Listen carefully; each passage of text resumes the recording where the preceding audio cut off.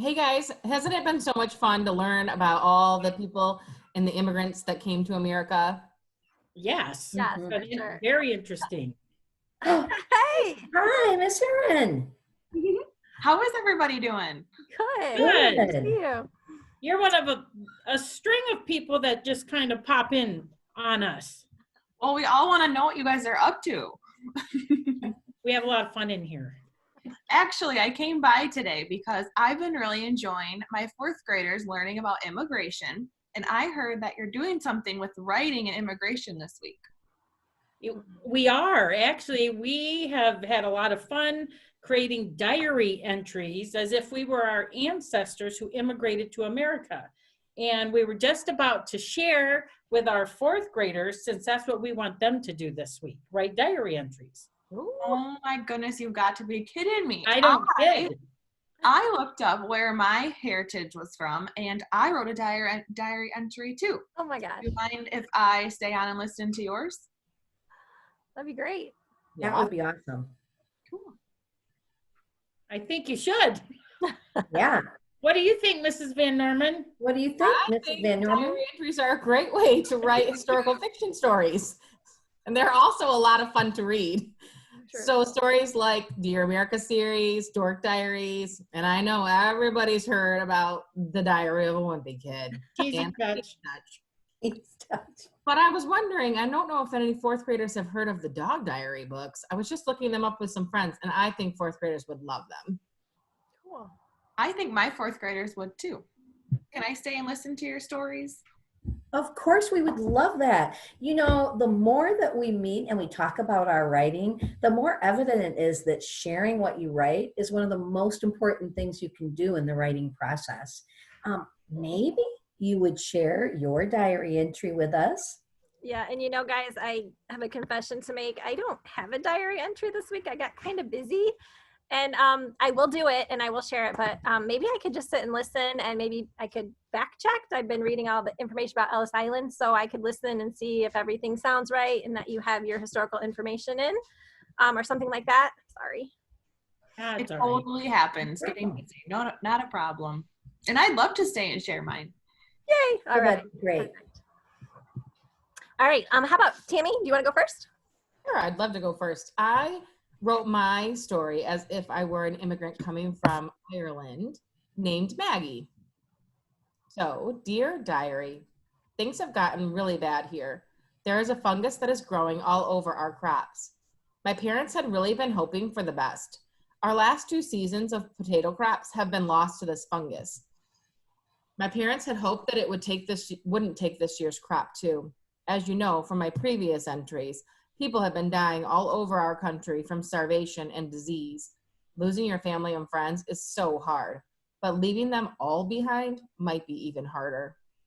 Today was the day that my parents broke. We are leaving for America. I am so sad and don't want to leave my home, but my parents have told me if we stay here another year, we won't make it.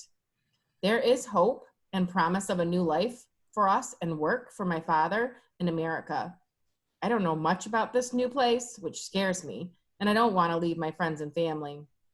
My father says this is a life or death choice we are making, so I need to accept it and try to stay positive for this trip. My mom says the voyage will be long and hard, but we've lived through 2 years of famine in our country, and we have managed to stay healthy through it all. We will make it. Till next time, Maggie. It sounds like Maggie goes on a long voyage, just like my character, Mia. Mia is from Italy. Here's my diary entry. Dear diary, my father can no longer find work here in Italy, so my family and I must leave our beautiful country and go to America in hopes of finding a job that will help my father provide for our family. Today we traveled over 100 miles to Genoa, an Italian port city where ships wait to take Italians to America. I have never been on a boat before, and now I must ride one across the Atlantic. When we got to Genoa, the city streets were crowded with people. I hugged my mother tightly, and my sister hugged me tightly, hoping to not get separated. Everyone, like us, is waiting in line to board the ship to America. I hope the long voyage will be worth it, and I hope me and my family make it safely. Sincerely, Mia Thermopolis. Wow, I loved your diary entry. Thank you for sharing. I really feel like I'm right there with Mia as she boards that ship in Italy.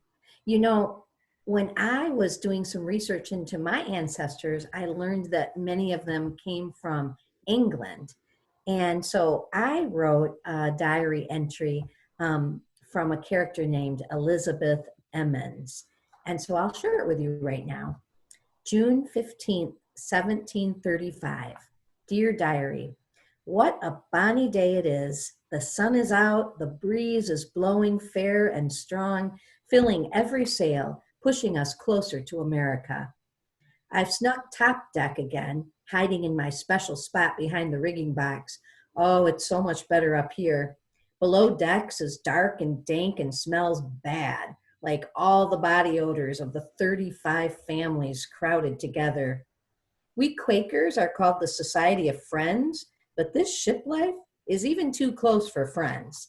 Mama hung up a sheet to try to give us some privacy, but it's not much. I can't wait to join my cousins in Pennsylvania Colony. We've been told that the land in Pennsylvania is filled with thick forests and fresh, pure rivers, so different from the dirty London home that we just left. Though I miss my friends, I'm glad that we'll be able to practice our Quaker religion freely in America.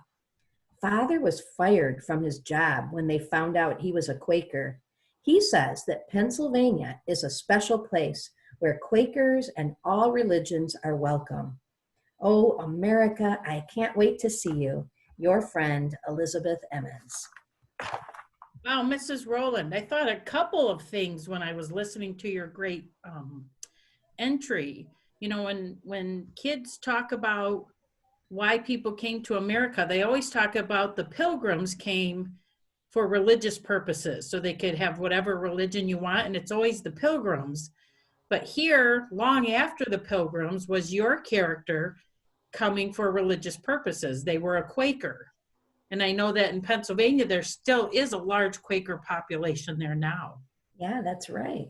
I also really liked your description of underdeck when you said it was dark and dank and it smelled, because everything I've heard of that in the bottom of a ship back then was just like that. I could almost smell it. Yeah. But I'm glad I didn't. But I think my character has a little bit in common with yours. My character, when I looked up my ancestry, I have a lot of ancestors from Germany. And in fact, my last name is German. And when they came to America through Ellis Island, they actually changed the spelling of Forbach. It used to be Forbach, and there's a tiny little village in Germany spelled that way and called that way. But for whatever reason, on Ellis Island, they changed the spelling of our name. So my journal entry or diary entry is from a 10-year-old girl named Greta and her dog Hans from Germany. Dear diary, Mama woke me up this morning and told me quickly to get dressed. She practically dragged me to the top deck. It was a foggy morning, but not too foggy to see a sight I will never experience again. In the distance, but getting closer, was the Statue of Liberty. Behind her, we could see the buildings of New York City, America. I looked at Mama and she had tears in her eyes when she said in a low voice, "Look at her, Greta, Lady Liberty. She is the most beautiful sight these eyes have ever seen." There were thousands of people on this ship, yet it was quiet, with only the soft crying that could be heard as the ship slowly passed by this Statue of Liberty, a vision and symbol of freedom for all of us from different places, leaving for different reasons, but all coming to America to start our new lives. It did not stay quiet for long. We could see people on the shore, and then there were shouts and cheers. Hooray! Somewhere out there in all those people was my papa. I have not seen him for over a year. The German government seized our land and Papa left for America, where his brother had come a year earlier. He said here we could have land and a home and he could get a good job. And he said he would send for us. when he had all of those things. The ship has docked now, and I write this entry as we were waiting to leave the ship. We will get into one of the many lines we see on this Ellis Island. I will write later when we find Papa, when we see our new home, and when our new life has begun here in America. I think it has already begun. Love, Greta. Wow. Wow. So much creativity. You guys had some awesome journal entries, and you did not need me to check any of your facts. But while I was listening, I did notice there were some things that all of your entries had in common. And I'm wondering if the fourth graders noticed that too. One thing was that you all wrote in the first person because you're telling your own story. You said things like I went or my family and I. So I think that's an important part of a diary entry. Each diary entry had lots of facts in it about why people came to America, what their journey was like, what the ship was like, arriving in America, seeing the Statue of Liberty or going through Ellis Island. You all wrote about what country you came from. You used details and gave information so that I knew a little bit about your character and what they were like. You didn't just make a list of events because that would have kind of been boring. Yeah. Yeah, I was so impressed with all of them as well. Something I noticed that everyone put in their diary entries was something about their characters' feelings and their characters' thoughts. You know, that's what real people do when they write in their diary.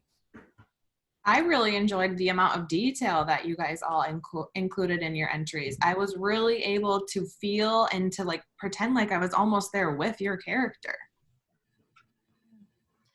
So fourth graders, this week we'd like you to please use this checklist that we'll be sharing with you. There's a checklist, there's some ideas, and then there's also a spot on the back for you to write at least 4 diary entries. You can write from the viewpoint of one of your ancestors. You can make up a historical person, or you could use one of the 5 young immigrants that you were reading about on the Ellis Island website. Don't forget to use facts that you've learned from the Ellis Island article. And you'll also want to remember the writing process and be sure that you share your final entries with your teacher in some way. Right. That's awesome. Yeah. Well, I think the fourth graders are going to have a lot of fun this week writing diary entries. So I'm going to say goodbye in Irish Gaelic, which is Slán. Thank you guys for join you this week. I'm going to say goodbye in Italian. Ciao. And in old English, I think we'd say fare thee well. And as they say in Germany, tschüss. Perfect. Goodbye, fourth graders. Have a good week. We'll talk to you soon.